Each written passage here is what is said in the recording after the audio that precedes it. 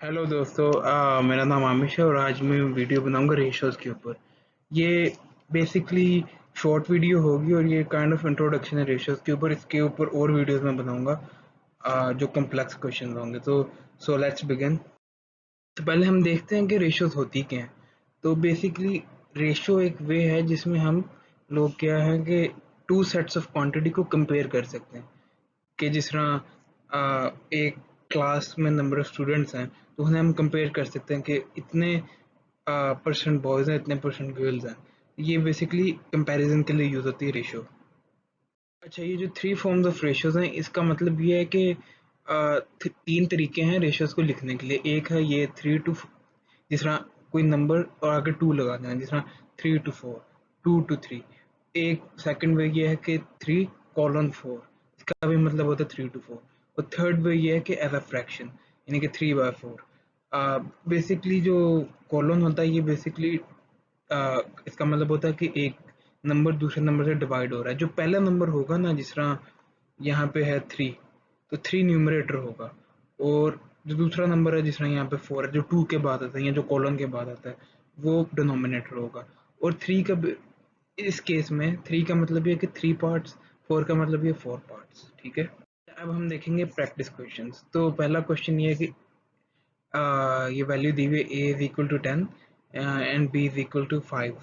So what's the ratio of a to b? अच्छा, जो 2 से पहले नंबर आएगा, जहाँ यहाँ पे a है, वो हमेशा पहले आएगा। जो 2 के बाद होगा वो हमेशा बाद में आएगा। तो a to b का मतलब है a कोलन b, क्योंकि 2 से पहले a है इसलिए कोलन से पहले a होगा। और इसका मतलब जिस तरह आपको पहले बताया कि a to b का मतलब है a डिवाइडेड बाय b।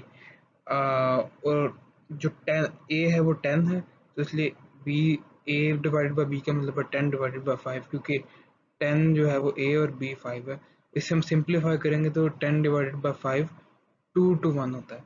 और ये रेशो का तरीका ये होता है मेनली, जो आपने आंसर में लिखना है, 2:1, यानी कि 2 to 1। फिर सेकंड क्वेश्चन है, certain house has 500 dogs and 250 cats. What's the ratio of cats to dogs in house. अच्छा, यहाँ पे आपको ट्रिक किया हुआ उन्होंने, पहले आपको उन्होंने डॉग्स की वैल्यू दी, नंबर ऑफ डॉग्स दिए हुए, फिर सेकंड में नंबर ऑफ कैट्स। लेकिन क्वेश्चन ये है कि cats to dogs, ratio of cats to dogs, dogs to cats and cats to dogs. तो इसका मतलब पहले कैट्स आएंगे, कैट्स कॉलन डॉग्स। इसका मतलब कैट्स 250 है और डॉग्स 500 है, तो 250 to 500। इसका मतलब ये है कि 250 डिवाइडेड बाय 500, और 250 को डिवाइडेड बाय 500 की वैल्यू आएगी 1 to 2। ठीक है। यानी कि जो नंबर ऑफ डॉग्स हैं वो डबल है then the number of cats. अच्छा, अभी हम मोर कॉम्प्लेक्स क्वेश्चन देखेंगे। क्वेश्चन ये है कि the ratio of boys to girls in a class is 8 to 7। If there are 56 boys, how many girls are there in the class.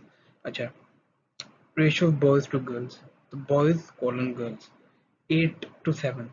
8 to 7 का मतलब आपको मैंने बताया, 8 का मतलब 8 पार्ट्स, 7 का मतलब 7 पार्ट्स। और 56 बॉयज हैं, इसका मतलब जो 8 पार्ट्स हैं, ये देखो, बॉयज टू गर्ल्स 8 to 7 है, तो 8 पार्ट्स बॉयज के हैं और ये 56 है। देखिए 8 पार्ट्स 56 हैं, तो इसका मतलब 1 पार्ट क्या होगा, हम 56 को 8 से डिवाइड कर देंगे, क्योंकि ये देखें आप, 8 पार्ट्स इज इक्वल टू 56, तो 1 part would be 56 divided by 8। ये हम 8 को यहाँ इस साइड पे लेके जाकर डिवाइड कर देंगे 56 से। तो हाँ, तो क्या कहते हैं, 1 पार्ट होगा 7, क्योंकि 56 divided by 8 is 7। 1 part is 7। And girls का 7 पार्ट्स है।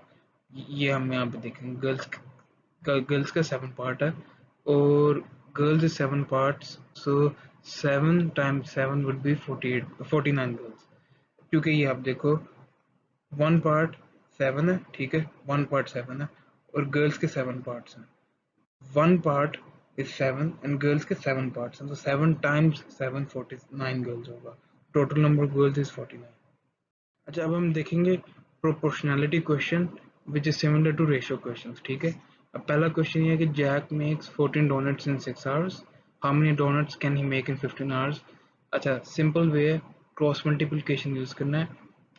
क्रॉस मल्टीप्लिकेशन मेथड, जहाँ पे आप दो फ्रैक्शंस लिखते हो, ये मैं आपको बताता हूँ। पहला एग्जांपल है 14 डोनट्स डिवाइडेड बाय 14 डोनट्स और नीचे आ जाएगा डिनोमिनेटर में 6 आवर्स। ये आप देखो, ये है पहले इनके जो 6 आवर्स में, ये पहले सेट्स ऑफ वैल्यूज हैं ये दो, ठीक है, ये पहली फ्रैक्शन में होगी। और दूसरे में हमें नंबर ऑफ डोनट्स जानने हैं कि how many donuts can he make in 15 hours. हमें डोनट्स नहीं पता, तो हम इसलिए डोनट्स को एक्स लिख देंगे, एक्स डोनट्स। तो एक्स डोनट्स और डिवाइडेड बाय 15 आवर्स, क्योंकि ये 15 आवर्स यहाँ दिया हुआ, तो ये जो है ये एक सेकंड सेट्स ऑफ वैल्यूज हैं, और इन्हें हम बस क्रॉस मल्टीप्लाई कर देंगे। इनके 14 को 15 से मल्टीप्लाई करेंगे और 6 को x से। तो 15 और 14 को मल्टीप्लाई करें तो 210 आंसर आता है। 6 को x से करें तो 6x। ये बेसिक अलजेब्रा है। 6 को सब्जेक्ट बना दें तो x would be equal to 210 divided by 6 which is 35 dollars. अच्छा, हम ये आपको हम क्या कहते हैं, सॉरी,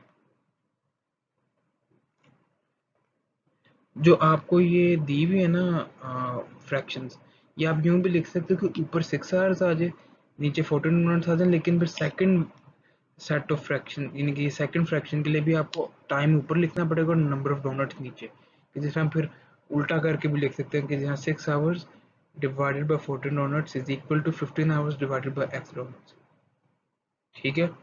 लेकिन ये जो डिनोमिनेटर्स के यूनिट्स सेम होने चाहिए। जिस तरह अभी ये आप देखें, ये दोनों आवर्स में यूनिट्स, और ऊपर के डोनट्स दोनों सेम यूनिट्स हैं। ये नहीं हो सकता कि ऊपर एक फ्रैक्शन के न्यूमरेटर में डोनट्स और दूसरे फ्रैक्शन के न्यूमरेटर में टाइम हो, ये नहीं हो सकता। सेम यूनिट्स होने चाहिए न्यूमरेटर, दो फ्रैक्शन के न्यूमरेटर में और दो फ्रैक्शन के डिनोमिनेटर में यूनिट्स सेम होने चाहिए। अच्छा, अब हम देखेंगे मजीद क्वेश्चन। पहला है the length and width of a small rectangle is 6 meters and 5 meters. The length of the large rectangle is 20 meters. If the length and width of the two rectangles have the same ratio या proportion, what's the width of the large rectangle? अच्छा, ये similarity का question है। इसमें भी आपने again cross multiplication use करनी है, और इसमें अगर आप चाहो तो लेंथ न्यूमरेटर में लिख सकते हो, लेकिन ये फिर दोनों, जिस तरह आपको पहले बताया कि फिर अगर लेंथ आप न्यूमरेटर में लिखते हो तो दोनों फ्रैक्शंस जो होंगी ना, जो इज इक्वल टू के पहले और इज इक्वल टू के बाद फ्रैक्शन होंगे, दोनों के न्यूमरेटर में लेंथ होनी चाहिए। तो अब आप देखो ये है पहला, length of small rectangle divided by width of small rectangle is equal to length of large rectangle divided by width of large rectangle. ये यूनिट्स नीचे के सेम है, डिनोमिनेटर के और न्यूमरेटर के, ठीक है।